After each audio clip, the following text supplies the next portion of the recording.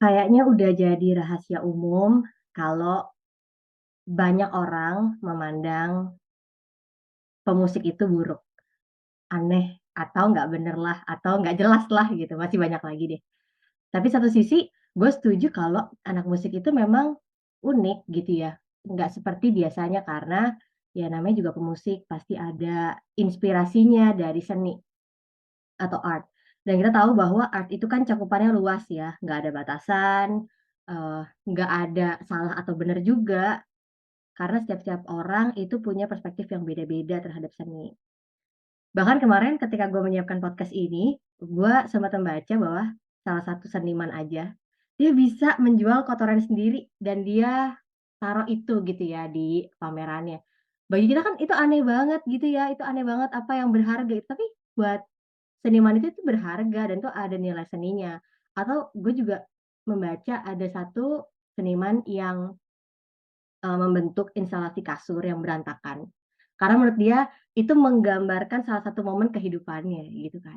Itu tuh kayak bagi kita yang melihat gitu ya, pameran tuh kan kayak, oh gini doang gitu kan, kayak biasa aja gitu, kayak ngelihat kasur kita tiap pagi gitu yang berantakan. Tapi seniman itu melihat ada nilai seninya gitu. Jadi terlihat nyeleneh, tapi bagi orang itu berharga, karena balik lagi ada nilai seninya. Nah jadi akhirnya gue tertarik untuk bahas hal ini gitu ya. Gue undang salah satu kenalan gue yang anak musik, yang passion-nya bener-bener musik, dari dulu gue lihat, stabil gitu ya di area itu. Dan kayaknya terakhir kali kita ketemuan kapan ya, nggak tahu juga dan waktu tahun 2022 gue kontak dia pertama kali, wah ternyata masih nyambung nih, ya udah deh akhirnya undang dia untuk bisa ngisi podcast ini. Jadi kalau agak rusuh hari ini nggak apa-apa ya, teman-teman yang dengarkan, karena kayak udah lama banget nggak ketemu dan emang, teman aku nih orangnya, simple tapi ya humble, tapi ya banyak, berbagi, ya orangnya juga asik juga gitu ya, namanya Sila. Iya. Sila yang jadi pemusik, yang lagi menyelesaikan studinya, tapi, dia juga passion-nya untuk ngajar, jadi guru musik gitu. Nah, Sila mau dong, dengar cerita kamu, pertama kali kamu tahu kamu punya talent di musik dan kamu pengen banget semangat belajar musik itu gimana sih ceritanya? Mhm. Oke. Oke, sebelumnya halo Stella, terima kasih ya sudah diundang untuk ngobrol-ngobrol di sini. Udah lama nggak ngobrol sama Stella, jadi semoga ini menjadi, kind of deep talk yang seru. Oke, jadi menjawab pertanyaan Stella tadi, gimana atau dari mana pertama kali aku tahu punya talent dan semangat belajar musik kayak gitu ya, Stella, ya? Mmm, Kalau taunya dari mana kayaknya seiring berjalan waktu, dulu kayak dari eksplorasi diri kayak aku menemukan sendiri sih, Stel. Jadi awalnya aku, mmm, menemukan bahwa aku mulai suka musik itu dari aku kecil banget, dari TK. Awalnya karena aku sering lihat mamaku main piano, jadi di rumah ada piano gitu, Stel. Aku di ruang tamu ada piano dan mamaku sering main piano itu dan aku melihat, "Oke, this is something interesting," dan, aku minta sama mamaku, "Ini dong aku pengen les piano," gitu. Mmm, aku nggak tahu sih saat itu aku bener-bener sadar atau enggak ya aku minta itu, tapi begitu balik ketika aku udah dewasa ini ngelihat kayak, wow, kok bisa aku waktu sekecil itu minta minta les piano dan, mamaku mengiyakan gitu. Akhirnya dari situlah, dari sehari ke sehari aku menemukan bahwa aku suka sekali, main musik dan aku sangat menikmati proses di mana aku belajar musik, kira-kira kayak gitu. Jadi awalnya cuma ada, eee, piano di rumah, terus akhirnya anak kecil itu bisa tertarik ya untuk belajar dan Iya, ternyata dia punya talent di situ. Tapi, iya. orang tua emang punya talent yang sama nggak sih, Sila? Mmm, Bisa dibilang iya juga sih ya, walaupun mamaku sih katanya dari ceritanya dia dipaksa gitu ya les piano, dipaksa, tapi aku lihat mamaku enjoy, mamaku seneng gitu. Dan namanya dulu aku inget ya balita, ya balita lah ya, 5 tahun TK ya. Balita minta les piano, terus ya udah lah ya baru beberapa bulan seperti cerita kebanyakan ya labil lah ya, maju dan mundur. Tapi mamaku tuh kasih satu value gitu yang kayak membuat aku tuh, berkeputusan untuk tetap les piano itu gini, ada satu momen gini lucu, aku bilang sama mamaku, "Eh, Mah, kenapa sih aku harus les piano? Padahal aku yang minta ya."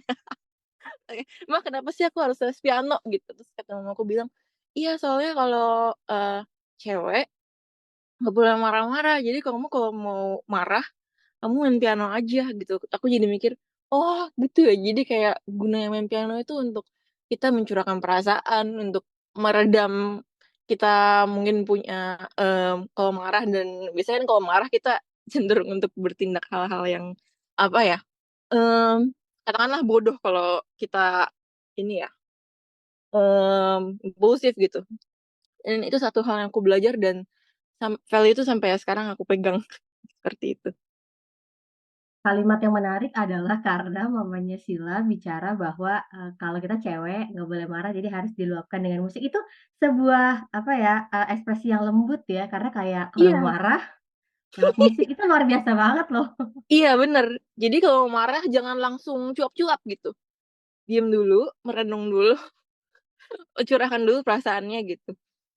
Baru, sering berjalan waktu aku nyadar, maksudnya baru setelah itu kita, tahu apa yang harus kita ucapkan dengan wise gitu. Gitu kali ya maksudnya. Iya iya. Jadi, eee, kalau ada teman-teman pendengar yang cewek, nah siapa tahu terinspirasi ya untuk mau menjadi cewek-cewek yang nggak mau terlalu sering cuap-cuap di rumah kelak gitu kan. Ya udah coba aja, siapa tahu emang kalian bisa mengekspresikan marahnya kalian lewat musik. Iya. Nah, Sila, ini ada pertanyaan Mhm yang mhm menurut aku cukup sensitif ya, dan kayaknya mhm nggak semua orang mau menjawab hal ini. mhm Tapi, mhm. Sila tahu nggak sih bahwa ada pandangan orang di luar sana atau stigma yang buruk gitu ya terhadap orang-orang di dunia musik gitu kan. Kayaknya Mhm kalau, kamu jadi pemusik nanti kayak kamu gaulnya sama anak-anak yang kayak gitu kan. Nanti mhm. Iya iya kamu iya. pakai baju compang-camping gitu kan, atau enggak, kamu nanti kayak keluar malam terus gitu kan. Iya iya iya. Kamu ketika dengar itu kamu perasaannya gimana sih, Sila? Dulu sih waktu awal-awal aku cukup, tidak terima ya, aku kayak, tipikal yang, mmm, apa ya, sangat against, karena menurutku tidak semuanya begitu. Tapi seiring berjalannya waktu aku belajar untuk ya menerima aja. Orang firman Tuhan aja bilang, Tuhan melihat hati kan, tapi kan manusia melihat rupa, terus mau gimana kita? Manusia melihat rupa, manusia melihat apa yang ditampak dan apa yang kelihatan gitu ya di mata. Dan kalau dalam konteks seni, kita aja kalau ngeluarin seni, kita terserah orang mau, menafsirkan apa kan. Jadi, kalau mau di apple to apple, ya kita sebagai seniman juga harus, siap dan rela ketika orang berpendapat sesuatu tentang kita. Jadi seiring berjalan waktu aku belajar untuk, menerima dengan rela hati apapun yang orang bilang tentang aku maupun tentang, musisi, seperti itu. Tadi teman-teman dengar kan kalau Sila aja menjawab udah sambil ketawa gitu ya. Berarti emang Sila udah bener-bener menerima banget gitu ya, udah Iya. kayak, bodo amat gitu ya dengan pandangan orang, yang tahu hati kita kan cuma Tuhan gitu ya. Dan Mhm. iya, sebenarnya teman-teman sesimpel untuk menerima aja nggak sih, pandangan orang yang kita nggak bisa paksakan gitu ya, kita nggak bisa Iya. menjamin orang akan punya pandangan baik sama kita gitu, apalagi sebagai teman-teman pemusik. Nah, Mhm Sila, tapi kan kalau orang di luar sana berbicara, pandangan mereka yang buruk terhadap anak-anak pemusik kan kita kayak bodo amat gitu ya, karena kan kayak orang luar. Tapi kayak mhm kamu pernah nggak sih ada perkataan yang kamu dengar gitu atau ada pandangan orang terdekat yang membuat kamu tuh, jadi ragu gitu, bener nggak ya, pemusik ini menjadi, pemusik adalah, talent aku, adalah mimpi aku karena, apalagi di Indonesia ya, yang aku dengar bahwa mhm kalau lu jadi pemusik atau enggak kalau lu jadi orang yang memang mau mencapai mimpi lo di art, apakah yakin itu bisa menjamin hidup lo kan gitu ya, itu kayak Iya iya. serem banget, kecuali kita punya backing-an atau mungkin orang tua kita emang udah pemusik yang terkenal gitu kan beda Iya lagi. iya. Tapi, pandangan kamu gimana? Mmm, iya sih waktu awal-awal aku ingin memutuskan, untuk hidup di seni gitu, memang banyak sekali orang-orang yang kayak, "Ih ngapain," waktu itu aku mau ambil kuliah musik kan, "Ngapain kuliah musik?" Gitu kayak, bahkan ada yang kayak, "Hah kuliah musik emang ada ya?" Kayak kayak di pikiran mereka, antara mereka nggak tahu atau di sisi lain juga mereka kayak tidak memperhitungkan itu kayak, ngapain gitu, ngapain kuliah musik, kan banyak pekerjaan lain yang lebih menjanjikan. Biasanya sih orang stereotyping-nya seperti itu ya, kira-kira kayak gitu. Kayak, kalau jokes, di kalangan musisi nih yang, cowok-cowok biasanya kayak, "Eh, biasanya kalau datang ke mertua gitu, entar pasti tanyain kayak, musisi mau jadi apa, mau makan apa?" Kayak gitu ya. Stereotyping seperti itu.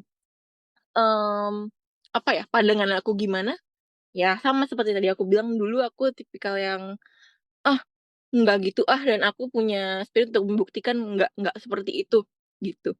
Tapi makin sini aku belajar bahwa yang namanya stereotyping seperti itu, bukan cuman musisi aja nih yang kena. Jadi kita nggak boleh langsung sentimental kayak, "Kalian semua yang mengutuki musisi, terkutuklah," kita nggak boleh nggak boleh juga nggak boleh juga begitu. Kita memang hidup di dunia yang orang serba menstereotipkan apapun, dan kita hanya salah satu bagian dari itu. Jadi, it's okay, mmm, kita boleh nih punya semangat untuk membuktikan, tapi yang seiring berjalan waktu aku belajar, mmm, spirit itu bisa jadi bahan bakar kita, but not for a long term, kira-kira seperti itu. Iya iya, stereotype itu ya, aku juga Mhm pernah dengar dari temen aku gitu kan, dia berperhotelan dan pertanyaannya kan adalah mhm. kayak, "Lu ngapain jadi pembantu, lu mesti sekolah yang tinggi-tinggi," gitu Nah, kan, ratusan juta ya kan. Terus aku iya kayak iya. juga dengar, ya itu tadi, "Ngapain sih, kenapa nggak les musik aja, apa bedanya sama les musik?" Nah, iya aku juga banyak dulu kayak gitu. Terus kayak, ya sebenarnya balik lagi sih menurut aku kalau memang tadi, kamu bilang kalau emang punya passion, ya udah dijalanin aja dengan komitmen gitu Betul, kan.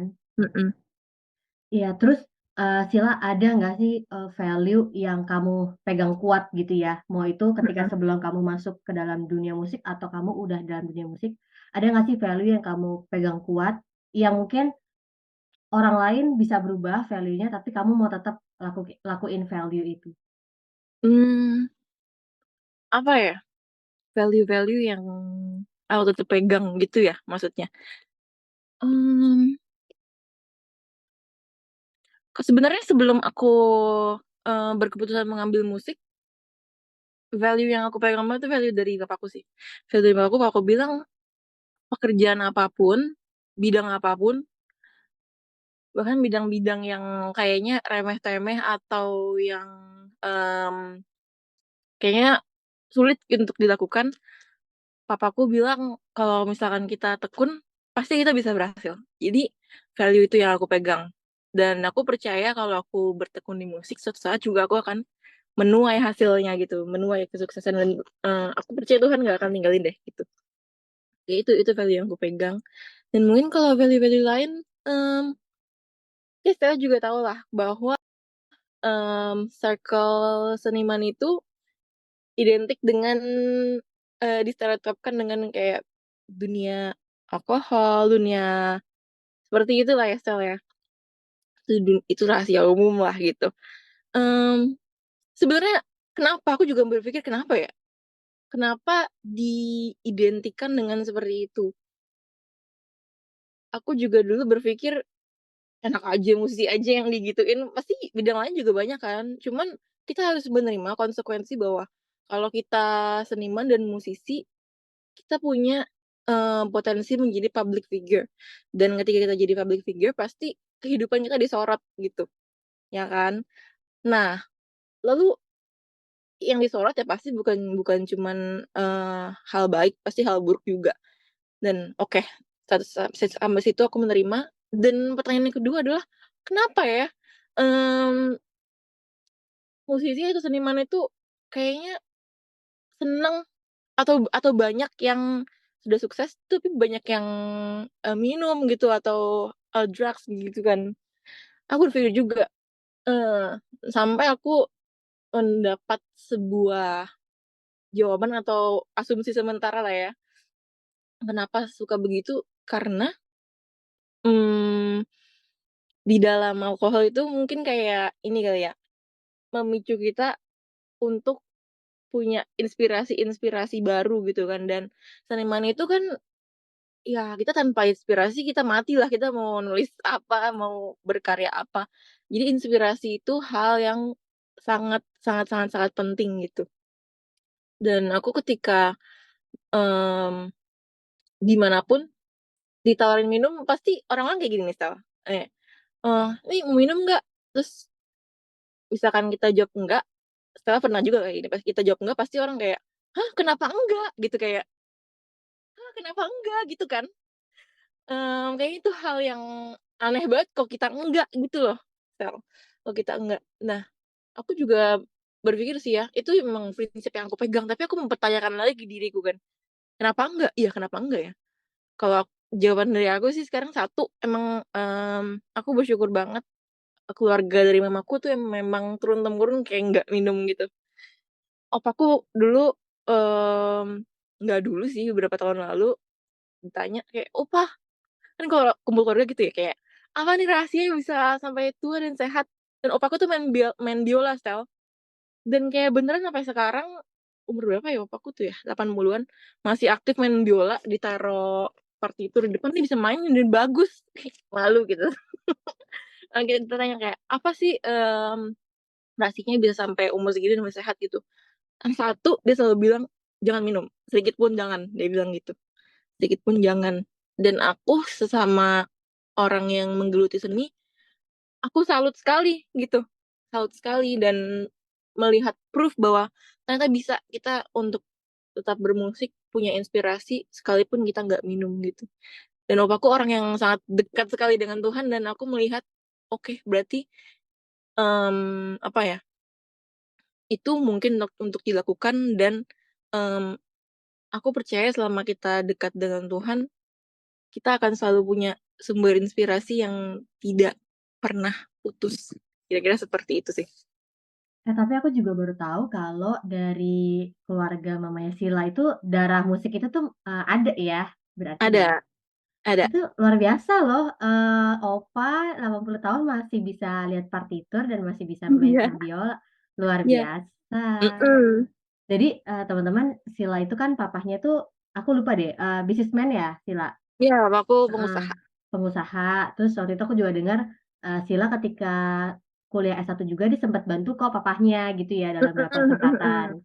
Tapi aku baru ingat atau emang aku baru tahu ya kalau ternyata dari keluarga mamahnya itu lebih, darah musik tuh lebih kental ya, ada. Iya, darah seni. Kalau biasanya kalau dari mamaku tuh, keluarga mamaku lebih kayak, seniman, walaupun senimannya nggak ya sebanyak itulah, tapi ada seniman, terus, guru, arsitek gitu tuh ternyata dari side-nya mamaku, ya kan? Nah, tadi ada hal yang bagus sih yang aku dengar dari, opanya Sheila gitu ya. Maksudnya dia berbicara, kepada cucunya yang juga anak musik gitu ya, Mhm dan mhm. dia share, apa yang dia udah lakuin, apa yang dia udah hidupin, bahwa ya menurut opanya Sheila bahwa minum itu nggak bagus buat kesehatan dan ternyata kita bisa kok dapat inspirasi dari hal lain gitu ya, bukan Iya dari minum betul, aja.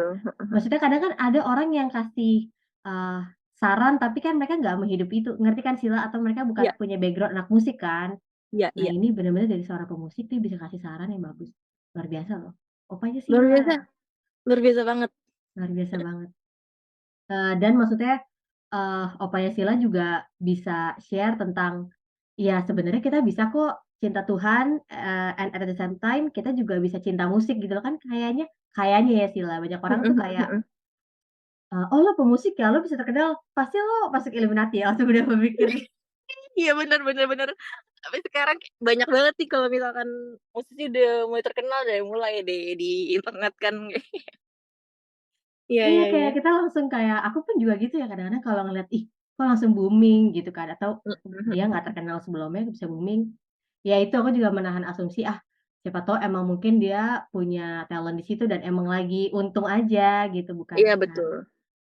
Mhm mhm mhm. mmm, Sila aku mau, kasih pertanyaan ini, mmm, pertanyaan yang aku banyak denger sih dari orang sekeliling aku gitu kan, Mhm pro mhm. dan kontranya, kita jadi boleh nggak sih dengar musik sekuler? Nah loh, ini ini kan kayak lucu Iya banget ya iya. Sila, karena maksudnya, Iya iya. aku berasal dari sebuah, komunitas gitu kan, atau aku banyak ketemu orang-orang yang memang masih pro dan kontra, kita tuh sebagai orang Kristen tuh boleh nggak sih dengerin musik Mhm sekuler? mhm mhm. Menurut pendapat kamu gimana? Oke. Ini sebuah pertanyaan yang bisa jadi esai nih, Stella. Oke, jadi pertanyaannya boleh nggak kita dengerin musik sekuler, dengerin dan mainin gitu kali ya, kalau as a musician kita pasti mainin juga. Mmm, ini adalah sebuah pertanyaan yang menurutku tidak bisa dijawab hanya dengan iya atau tidak. Karena kembali kayak yang tadi Stella bilang, seni itu kan multitafsir ya.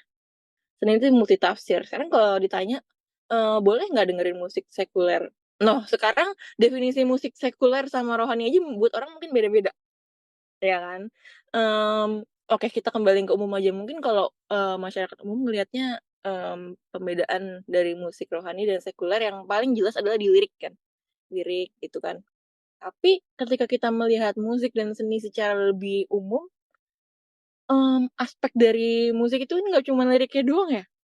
Tidak cuma liriknya doang dan sekalipun liriknya pun begitu, belum tentu maknanya begitu. Bisa multitafsir, kayak aku kasih perumpamaan ya, tentang statement-ku tadi. Stella, ini nggak, inget nggak fenomena kemarin pas zaman pandemi itu ada, musisi yang viral di sosmed dan di TV, Mawang, tahu nggak Stella? Mawang pernah denger tapi lupa, Mawang pernah Mawang yang denger. ini, yang nyanyi apa, judulnya apa ya? Lagu buat orang tua tuh yang aduh aku lupa gimana sih yang nai nai nui nai nu terus, gitu, tuh gak Stel? Tahu nggak? Eee, iya ini liriknya sih, "Nuhi nahi nahi," tapi aku nggak Iya, tahu. pokoknya nanti kamu kalau abis ini kamu dengerin lagu Nu Nai Nu itu. Aku juga lupa sih judulnya apa, entar aku ini deh, Oh aku apa tahu sih yang rambutnya panjang ini, iya iya, ini sebel banget. Mawang, tunggu, Mawang, entar teman-teman yang denger podcast ini juga boleh deh. Ini kalau dicari Mawang Nuhunya Hinu, tunggu dulu. Mawang oh emang judulnya Nuhina Hinu Hina Hinu Hia. Jadi jadi sepanjang lagu itu tuh tidak ada kata-kata konkret yang kayak ibu, bapak, atau saya, nggak ada. Lagu cuma Nuhina Hinu Hina Hiu Hia gitu dan maaf maaf. Jadi setiap setiap dia manggung, nu kata-katanya bisa beda juga. Hiya bisa, iya bisa yang kayak gitu bisa. Wah, bisa gitu. Macam-macam deh. Iya ini fenomena menarik banget dan jujur aku fans, Stella aku fans banget dan, nah nanti teman-teman boleh dengerin lagu itu Mawang ya, mmm, kalau bisa setelah kamu mendengar jangan baca komennya dulu ya teman-teman Stella juga, selama kamu dengerin aja dulu, denger. Nah habis itu baru kalian boleh buka komennya ya setelah kamu dengar dan kamu punya pendapat pribadi gitu.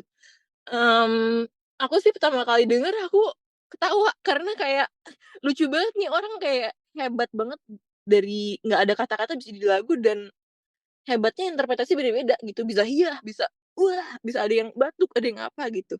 Nah, tapi ada aku baca di komen orang-orang tuh ada yang kayak, "Gila, waktu mendengar lagu ini aku teringat ibuku," hiyahnya itu kayak, rintihan orang tua yang menangis untuk anaknya. Terus ada juga yang menafsirkan kayak, "Hiyah" itu kayak apa ya, mmm, kata apa ya, ucapan syukur atau apa gitu, pokoknya aku lupa, pokoknya ternyata orang menafsirkannya beda-beda. Ada yang lucu kayak, "Wah ini unik banget nih orang nih, kayak aneh banget." Ada juga yang, ini ada juga yang pada nangis Tel, aku nggak tahu sih ini, dia tuh sebenarnya lagi bilang ini lucu sampai nangis atau atau emang dia beneran terharu, tapi aku percaya pasti ada yang kayak gitu. Ada yang kayak gitu dan si senimannya, si Mawang ini waktu di interview juga dia bilang ditanya kan sama, interviewer-nya, "Lagu kamu ini artinya apa sih?"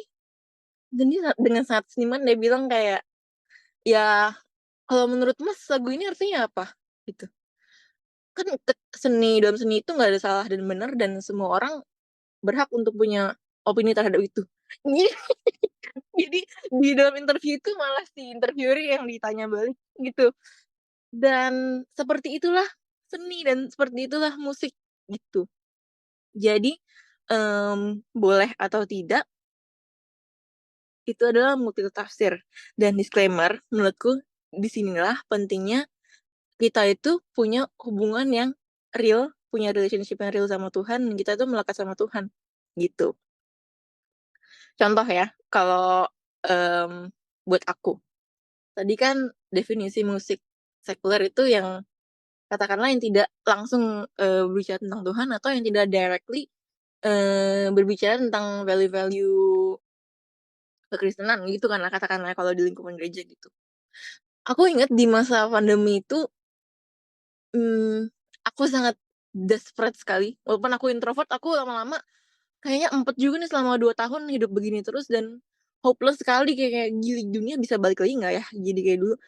Dan satu lagu yang cukup menguatkanku dan keeping me sane through the, eee, pandemic time itu lagu ini eee, I see trees of green, ya, apa tuh? Red roses too, I see them bloom for me and you, and I think for myself, what a wonderful world. Jadi lagu itu tuh kayak membuat aku punya pikiran yang tetap bagus dan bahkan kebalikannya dengan apa yang ada. Lagu itu ceritain tentang, langit biru, mawar yang merah, mekar untuk kita semua, terus ngelihat bayi tumbuh dari lahir sampai dewasa, ngelihat orang bersalaman dan bilang, "I love you," gitu. Buat aku tuh kayak, itu sesuatu hal yang indah banget dan mungkin dulu buat aku biasa aja.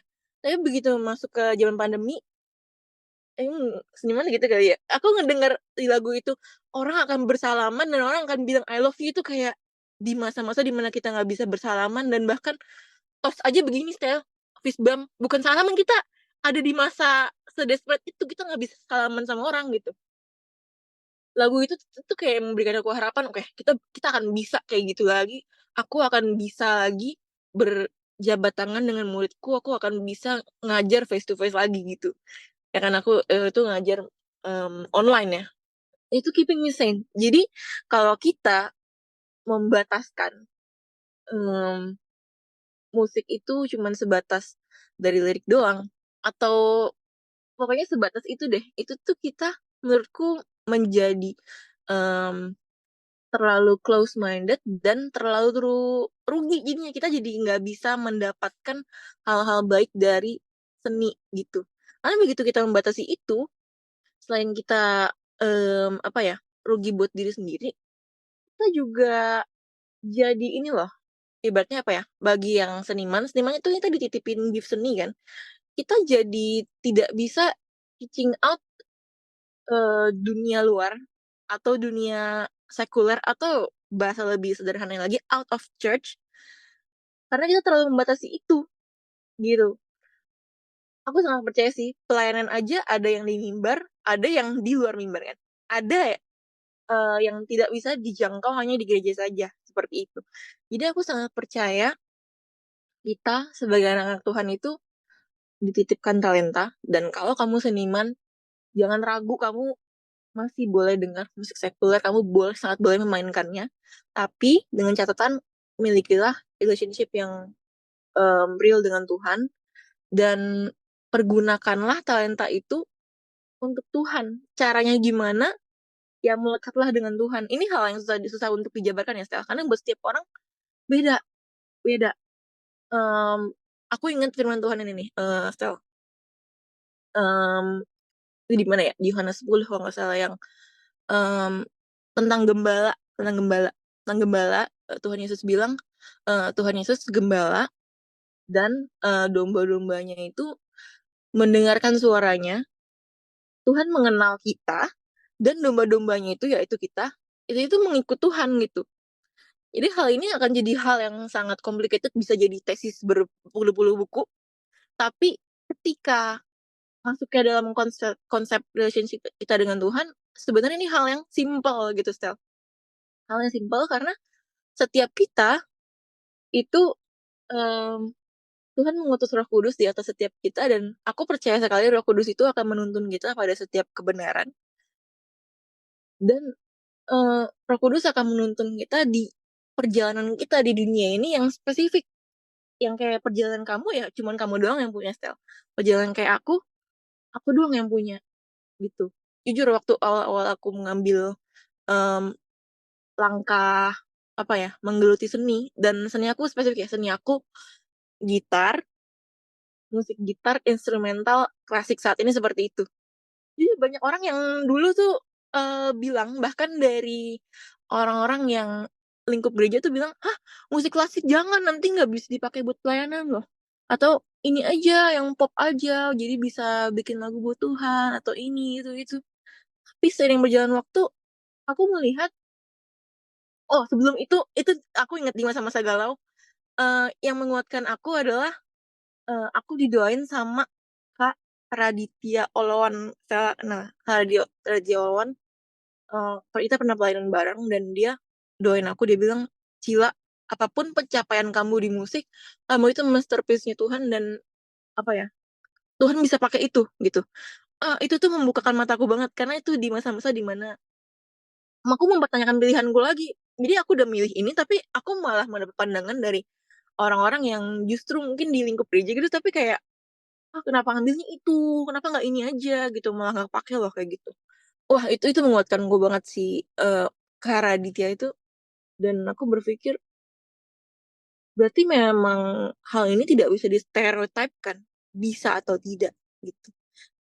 Dan sampai hari ini aku mengalami, eee, hari demi hari aku memainkan musik yang aku mainkan, aku mengalami Tuhan dan aku bisa menyampaikan hal-hal yang ingin aku sampaikan, melalui musik, bahkan uniknya tanpa kata-kata, karena musik aku instrumental.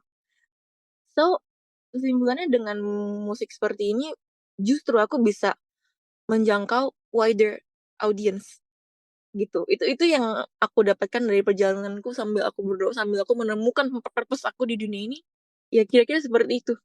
Ternyata tidak bisa dibatasi dengan bisa atau tidak saja. Ini tanya sama Tuhan, dan aku percaya setiap kita dititipkan talenta dan purpose yang spesifik di dunia ini. Kira-kira seperti itu. Nah, teman-teman udah denger tuh penjelasannya panjang banget dan bagus-bagus ya. Tapi, eee, Maaf ya aku sepanjang. juga mencoba untuk, menyederhanakan ya, aku juga tadi Iya, mencoba untuk ambil kesimpulan. heeh, Kalau menurut, pandangan aku adalah, jadi sebenarnya bukan tentang benar atau salahnya teman-teman dengerin musik mhm, sekuler. Musik sekuler itu apa? Musik yang, berada selain musik gereja gitu. mhm. Nah, jadi bukan tentang benar atau salah, tapi, lebih kepada berguna atau tidak gitu, kan itu Iya lebih betul. luas lagi ya Iya cakupannya bener. gitu. Karena maksudnya, ternyata maksudnya dari musik-musik yang berada di luar gereja, kita bisa kok dapat inspirasi gitu loh, kita bisa kok dapat kekuatan Bisa. gitu ya, kita Mhm. bisa dapat hal yang positif. Dan, ternyata sebenarnya kalau kita pikirin, apakah semua pemusik itu harus melayani Tuhan dengan cara di gereja? Loh, sekarang pertanyaannya berarti siapa yang menjadi terang bagi tempat-tempat yang belum terjangkau, kan gitu ya? Iya betul. Kalau semuanya di gereja, nanti siapa yang akhirnya bisa menjangkau teman-teman yang ada di kafe, di bar, gitu kan, di Mhm. konser-konser dan segala macam. Nah, terus tadi ada poin yang bagus banget, memang ketika kita, eee, tahu passion kita dan kadang-kadang kita ragu ya dengan, keadaan sekeliling kita kayak nggak ada orang lain yang punya passion kayak gue gitu kan, kita Iya jadi agak betul. bingung gitu kan karena, apa mungkin aku yang salah atau mungkin aku yang kayak gimana, harus kayak gimana dan ketika kita akhirnya harus melawan, menghadapi dunia ya kan yang berbeda sama kita, mmm, balik lagi sih aku percayanya bahwa kalau memang kamu percaya itu passion kamu dan kamu tahu bahwa kamu bisa memuliakan Tuhan di area itu meskipun nggak ada yang men-support, ya coba jalanin aja. And aku juga ngerasain itu kok Sila, kayak maksudnya semua orang terdekat aku waktu itu, tahun 2021. Jadi aku Mhm tuh sambil berdoa juga, "Tuhan nih aku setelah selesai S2 aku mau diarahin ke mana?" Gitu kan. mhm. Nah, pertanyaan adalah bisa nggak sih aku cari inisiatif lain gitu untuk kayak misalnya aku buka usaha atau aku kayak kerja di mana dan segala macam, sebenarnya bisa. Tapi yang jadi concern aku adalah aku pengen tahu dulu nih Tuhan maunya apa ketimbang Iya, keinginan aku betul betul gitu. betul betul. Dan ketika kayak aku lagi menjalani itu, memang semua orang terdekat aku tuh kayak, "Enggak, lo tuh kerja aja supaya hidup lo tuh lebih Mhm terjamin," gitu. mhm. Mmm, itu waktu itu aku sakit banget karena orang terdekat aku semuanya ngomongin hal yang sama gitu, bahkan Iya iya. aku tuh kayak memikirkan kayak, "Masa nggak ada orang yang percaya sama aku kalau aku bisa lakukan hal ini?" Exactly, Nah, aku juga ngerasain itu. dalam perjalanan, aku akhirnya ya aku belajarlah ya, belajar tentang hatinya Tuhan. Akhirnya aku mengampuni mereka dengan arti aku memaklumi mereka, ya mungkin teman-teman aku juga nggak ada basic pengalaman sebagai hamba Tuhan gitu loh. Iya iya. Nggak ada yang punya pengalaman full time pelayanan gitu. Kan Mhm. kebanyakan orang sekeliling aku tuh, pelayanan tapi mereka juga full time, sebagai pekerjalah gitu atau enggak Iya. buka bisnis. Jadi aku berpikir kayak, "Ya Stel, ngapain kamu kecewa sama mereka? Toh yang mendengar calling itu adalah kamu," gitu kan. Iya, betul. Ya udah jalanin aja. Terus aku kayak, "Iya juga ya, aku kemarin sedih-sedih kayak gitu, aku, belum paham tentang hal ini," gitu kan. Akhirnya aku kayak, "Ya Mhm udah, oke deh jalanin." Dan iya, aku juga lihat, dari kehidupannya Sila, memang nggak langsung semuanya tuh berhasil gitu ya, nggak langsung Iya, betul. instan dapat promosi, langsung kayak dapat pekerjaan yang, settle, terus dapat panggilan dan segala macam gitu kan nggak langsung, tapi, ya udah jalanin aja pelan-pelan. Yang pasti memang komitmen tuh perlu sih, komitmen tuh Iya, perlu. betul. Iya iya iya. Sila, ada nggak sih, tadi kan sebenarnya udah banyak lah ya inspirasi yang kita dengar teman-teman semuanya, aku pun kayak baru denger nih inspirasi dari teman-teman, maksudnya dari Sila perwakilan, Heeh pemusik gitu kan. mhm mhm. Nah, Sila ada nggak sih hal yang bisa kamu bagikan ke kita? Entah itu value atau inspirasi yang kamu punya, Mhm. supaya akhirnya kita yang dengerin ini, kita melihat bahwa, oh ada nilai yang baik kok yang bisa kita lihat dari musik yang mungkin nggak banyak orang tahu Sila, yang belum nggak Mhm. banyak orang bisa, terima hal ini tapi kamu bisa bagiin ke kita. Value-value yang baik dari musik sebenarnya banyak sekali dan mungkin, waktu aku mencermati pertanyaan ini sebenarnya berarti di dunia zaman sekarang ini orang stereotyping musik dengan merasa bahwa musik itu punya dunia gitu kan ya, kayaknya gitu. Tapi aku ketika kembali ke melihat ke sejarah lagi dan melihat, apa ya, baca firman Tuhan, aku merasa musik itu sebenarnya punya Tuhan. Musik itu punya Tuhan, mmm, itu adalah ciptaannya Tuhan dan ketika manusia dititipkan seni, khususnya musik di dunia ini tuh kayak, itu adalah like gift dari Tuhan yang betapa indahnya, betapa cantiknya, betapa megah, dan itu menggambarkan sifatnya Tuhan. Aku percaya Tuhan juga seniman. Tuhan membuat dunia dengan seindah ini, secantik dan sedetail ini, sebanyak ini. Aku percaya dia itu juga seniman. Dia ciptain orang yang walaupun kembar kita beda mukanya dan setiap sidik jari orang itu nggak ada yang sama. Aku percaya Tuhan itu juga seniman. Dan musik itu juga salah satu sifatnya Tuhan atau apa ya, itu adalah karyanya Tuhan gitu. Jadi kita, mmm, teman-teman yang dengerin podcast ini yang juga seniman, jangan takut ketika kamu punya potensi musik, ingat kalau musik itu punya Tuhan dan kalau kita dititipkan talenta itu, Tuhan pasti bisa menuntun kita untuk mengembalikan musik itu kembali kepada Tuhan. Apapun caranya, genrenya apapun apapun. Mau lagu kamu kayak Mawang yang tadi Tuhan bisa pakai, bisa pakai, gitu.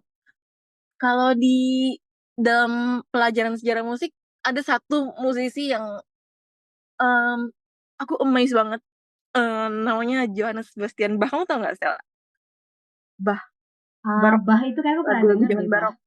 Iya, pasti sangat familiar sih kalau misalkan teman-teman yang dengerin suka atau dengerin musik klasik. Jadi dia punya quotes kayak keren banget. Ini dia em, Bach itu di tahun 1600-an kalau di sejarah musik. Zaman barok. Jadi di zaman itu style ada nih di sebuah zaman yang justru zaman itu sangat tidak sekuler style. Zaman itu bener-bener sangat God-centric gitu. Itu menurut aku zaman yang indah sih karena gini. Di zaman itu orang-orang kalau mau lihat seni terbaik, musik terbaik, orang datang ke gereja style. Dan orang datang ke gereja em, bukan cuman mau dengar lagunya yang berbicara tentang Tuhan, tapi aesthetically segala macam itu tuh benar-benar ada di gereja gitu. Jadi menurutku itu sebuah zaman yang keren banget karena di gereja juga bukan cuman mengeksplor value-nya, tapi aesthetically itu dipersembahkan kepada Tuhan gitu. Ya. Si Johannes Sebastian Bach itu dia punya quotes gini nih kalau aku baca. Dia bilang, ini pendapatnya dia tentang musik. Dia bilang, music is an agreeable harmony for the honor of God and the permissible delights of the soul. Dia bilang, I play the notes as they are written, but it is God who makes the music. The final aim and reason of all music is not other than glorification of God and the refreshment of the spirit. Itu kayak aku kayak, wow, ada orang yang berpikir seperti itu. Dan apa ya, aku nggak bisa bayangin sih musik di zaman itu kayak pasti indah indah sekali. Nanti Stella kalau abis ini boleh lihat deh kayak painting di zaman barok, musik di zaman barok itu benar-benar God centric Stella, benar-benar eksplorasi dunia seni itu diarahkan kepada Tuhan dan itu hebat banget, itu keren banget ya menurut aku. Dan pertanyaannya ketika ditarik kembali ke masa sekarang, apakah hal itu mungkin terjadi di zaman ini? Mungkin sekali. Gimana caranya Tuhan yang akan pimpin, aku percaya every kind of art itu bisa dikembalikan kepada Tuhan asal kita punya mindset seni itu mempunyai Tuhan, dan kalau kita dititipkan itu kita pasti bisa mengembalikan itu untuk Tuhan dengan with the help of God gitu, pasti bisa. Kalau di contoh konkretnya di karya-karya aku, hmm, aku nulis ini style lagu instrumental gitar itu. Ya, dibilang rohani enggak, dibilang sekuler enggak. Karena aku percaya ketika kita hidup dalam Tuhan, sebenarnya kita nggak perlu terlalu memusingkan ini sekuler, ini rohani. Nggak. Every kind of arts or works itu bisa Tuhan pakai dengan caranya. Aku punya lagu judulnya Sejenak. Lagu itu nyeritain, em, jadi di tahun 2013, tahun berapa ya? 2011. Mamaku meninggal, Steph. Mamaku meninggal dan itu aku masih SMA. Sejak saat itu, nggak sejak saat itu juga sih, cuman aku tuh tipikal orang yang susah untuk merasakan perasaanku, Stel. Jadi waktu aku meninggal, selama seminggu, aku nggak nangis, nggak bisa nangis lebih tepatnya. Karena aku nggak tahu ya, secara psikologis nih apa, tapi kayak aku mendinai perasaanku yang sedih dan segala macam. Tapi dampak buruknya adalah aku menahan perasaan-perasaan itu yang aku pikir adalah negatif. Kan kalau ini nggak sih, Stel? Ibaratnya apa ya? Kita ada orang meninggal aja dihibur. Berarti kan aku punya mikir, berarti kita nggak boleh sedih, kita harus senang terus gitu kayak. Padahal itu kan hal yang apa ya, perasaan sedih, perasaan marah, kecewa dan segala macam itu nggak boleh deny. Itu bagian dari perasaan kita yang harus kita terima, harus kita lewati, harus kita alami gitu kan. Nah, lagu yang aku buat ini membantu aku untuk merasakan kesedihan gitu, merasakan kesedihan, menerima bahwa gue memang benar sedih, gue memang benar kecewa itu gitu. Jadi em, kalau yang aku alamin tadi yang masuk lagi ke pertanyaan Stella, value baik apa dari musik yang mungkin unik yang aku alamin adalah musik membantu aku untuk aware terhadap perasaan aku, merayakan bukan hanya kegembiraan, bukan hanya merayakan joy atau kemenangan, tapi musik membantu aku merayakan kesedihan, kekecewaan, membantu aku melewati malam-malam yang sangat gelap di dalam hidup.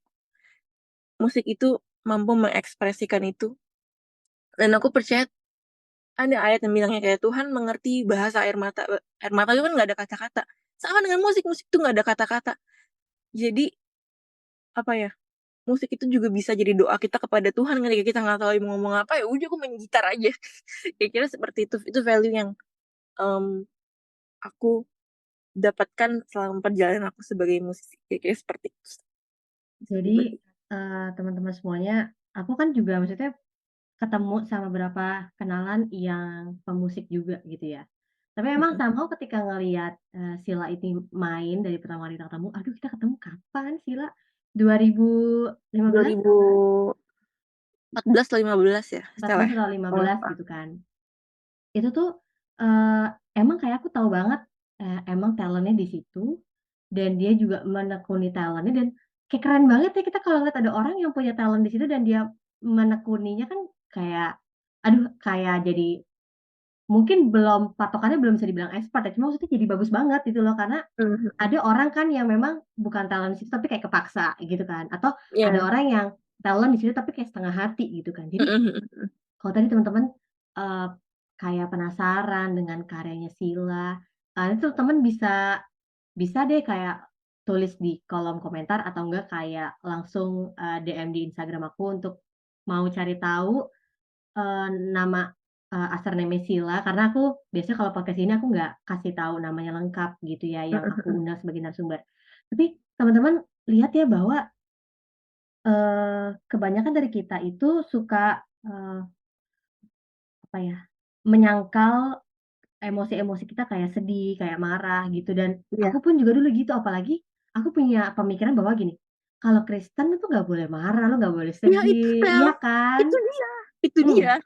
Nah, sampai akhirnya pun Sila aku juga lebih melihatnya kepada, ketika aku kayak ya itu kan karena banyak dipendam sampai aku juga ketemu sama satu orang yang bilang kayak gini, "Apa kamu nggak capek, Sel?" Kayak gitu. Terus aku bilang kayak, "Nggak Mhm. apa-apa kok, hidup aku fine-fine aja," kelihatan dari luar fine-fine Iya, aja kan. iya betul. Sampai akhirnya dia bilang, "Kalau marah, marah," gitu kan. Mhm. Kalau kita bilang kita melarang namanya marah, kita melarang yang namanya sedih, kita kan berarti itu melarang namanya emosi gitu loh. Berarti kita juga Iya betul. melarang orang untuk senang, bahagia, kita Mhm. juga larang gitu.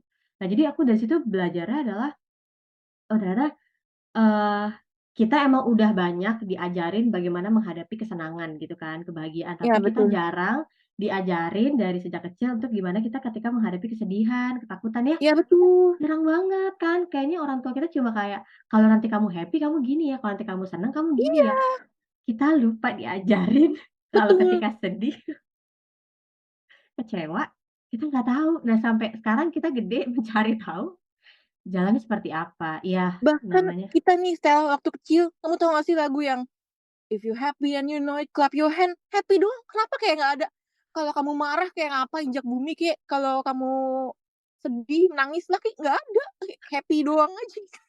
nah, itu tuh Iya. teman-teman Heeh. eee, pemikiran kritis, seorang anak musik tuh. Dia langsung, mengamati bahwa, iya ya lagu-lagu anak-anak aja tuh cuma menceritakan tentang happy happy happy doang gitu kan. Iya. Tapi kalau dengar lagu orang dewasa semuanya sedih Iya, sedih. semuanya sedih, semua patah hati, semuanya galau. Iya iya iya iya. Ini sih yang aku, pegang ya, bahwa ketika kita dewasa tuh, kita nggak dipersiapin nggak semuanya sih, nggak semuanya, aku nggak mau mengeneralisasi semua orang, tapi, kebanyakan orang itu memang tidak diajarkan bagaimana menghadapi fase dewasa, ya kan. Kayak Iya mesti, betul. lo menghadapi sendiri, lo cari jalan keluar sendiri dan segala macem. Akhirnya ya memang Mhm. kita kita jadi sedih, takut, kecewa, bingung, tapi ya udahlah, maksudnya aku percaya dalam Tuhan, diizinkan untuk akhirnya ngebentuk kita sendiri juga. Nah, teman-teman Mhm. udah dengar ya inspirasi yang bagus dari, Sila, bahwa zaman dahulu tuh memang ada era seperti itu. Makanya kalau kita lihat kayak gereja-gereja kayak di Eropa, aku lupa ya kalau di Amerika, di Eropa, itu memang Mhm. gereja-gerejanya besar dan emang bagus banget kan. Estetik banget, Stel. dalamnya Estetik estetik sekali. banget, terus kayak emang yang aku pernah lihat, aku lupa ya sebutannya piano, organ atau piano, itu Mhm, emang yang gede banget yang sampai iya, wah itu gema emang ada, waktu itu zamannya seperti itu teman-teman. Jadi bener-bener sampai orang tuh datang ke gereja bukan karena mereka Kristen, tapi emang karena mereka mau iya, menikmati musik. Dan tadi Sila poinnya bagus, dan kapan ya kayak hal itu bisa terjadi lagi, orang bisa menikmati musik justru dari, dalam gereja gitu. Jadi nggak ada mhm, lagi sekat antara ya itu musik sekuler atau musik rohani gitu loh. Karena betul, percaya bahwa musik itu datangnya dari Tuhan, ya udah kita yang orang percaya, yuk mhm, kita, pakai talent yang ada, musik yang ada untuk kemuliaan bagi nama Tuhan. betul. Bagus banget ya poinnya teman-teman. Aku sendiri kayaknya kalau aku tanya, orang lain sih, anak musik lain kayaknya sih nggak bakal se-deep ini sih hubungannya sama Sila, karena kayak yang lain-lain tuh kan teman-teman aku kayaknya lebih lebih liberal daripada Sila. Sila, kalau boleh Mhm, berbagi kamu rencana, ke mhm, depannya apa nih? Kamu kan, seorang pemusik ya, mhm, mhm. rencana yang kamu lakukan mungkin setahun, 2 tahun ke depan? Rencana, apa ya, aku mau nyelesain kuliahku dulu S2, belum selesai. Belum selesai, jadi aku masih bikin penelitian. Terus mungkin rencana-rencana lainnya, ya berkarya lah ya. Seniman ngapain lagi kalau nggak berkarya, mati aja. Jadi, ya udah berkarya, ada beberapa lagu yang sedang aku buat sekarang, dan menyambut statement Stella tadi, kapan kapan ya, orang bisa, melihat seni-seni terbaik itu di gereja lagi? Sekarang saatnya. Karena gereja itu tidak terbatas di gedung saja. Betul. Every Sekarang kita punya internet. Internet selalu di tangan kita, handphone, artinya handphone, tangan, HP. HP selalu di tangan. Nah, artinya sosmed itu adalah kesempatan yang baik, itu adalah panggung. Jadi musisi kalau kamu tidak punya panggung, salah. Kamu punya panggung itu di tangan kamu. Kalau kamu, mmm, kamu percaya betul kamu dititipkan talenta sama Tuhan, gunakanlah panggung itu untuk kemuliaan Tuhan. Jadi kamu tidak perlu menunggu kapan lagi waktunya, nanti seperti zaman barok, no, sekarang waktunya. Gunakan internet itu dengan baik, gunakanlah itu untuk kemuliaan Tuhan. Ya, jadi, teman-teman itu yang tadi Sila, share semuanya bagus-bagus ya, bagus-bagus semuanya kan, dan ya terserah juga sih kalau teman-teman mau masih berpikir, ada hal yang buruk, nggak apa-apa jadi pelajaran bersama, tapi Sila ini adalah, sama kayak aku gitu ya, content creator dan maksudnya aku banyak menemukan kesamaan dari setiap orang-orang yang jadi content creator adalah kita tuh saling men-support gitu. Iya, Jadi aku senang banget ketika kayak aku berbagi juga, "Sila aku baru mau nih, terjun ke sosial media untuk aku akhirnya mengembangkan pelayanan aku," gitu. Karena aku berpikir kalau menunggu orang untuk mengundang aku gereja, kayaknya aku jadi pasif banget ya gitu dan maksudnya akhirnya aku kayak, ya udah kenapa nggak akhirnya bikin di sosial media sehingga lebih banyak orang yang bisa melihat dan, mendengar gitu tentang firman Tuhan. Nah terus akhirnya sepanjang perjalanan dari tahun 2022 sampai sekarang kayak ada banyak hal yang positif banget yang aku lihat dari Sila, dia men-support aku, dia kasih masukan di segala macam, dia kasih ide dan itu penting banget loh gitu bagi kita untuk saling support sama content creator dan kayak betul. grateful to have you Sila, walaupun udah lama nggak ngobrol tapi kita setiap kali ketemu ada saling menguatkan, saling men-support, karena memang, zaman sekarang susah banget ya ketemu orang seperti itu, gitu. Dan yang terakhir, tadi kan Sila bilang bahwa ketika dia lagi hopeless, dia dengerin musik ya, teman-teman. Iya, kenapa kita nggak coba lakukan hal itu. Jadi, tahun 2021, aku lupa 2020 apa 2021, aku kan juga kerja, tapi lagi di pandemi kan, Sila. Mhm, mhm. Dan dari situlah pertama kali akhirnya aku mendengarkan lagu BTS. Oh, terus? Dan kan sebenarnya kan kayak aku juga nggak berbagi ini ke banyak orang karena bagi aku tuh porsi buat aku aja gitu. Maksudnya Mhm, mhm, balik lagi mhm. karena, aku tuh kadang-kadang aja kok dengerinnya gitu, dengerinnya dan biasanya aku juga cari tahu gitu ya meaning lagu itu apa dan segala macam. Tapi aku Iya, sebenarnya lebih suka kepada lebih ke aransemennya sih, lebih ke musiknya. Karena kan kalau mhm. liriknya aku sebenarnya juga nggak terlalu tahu ya.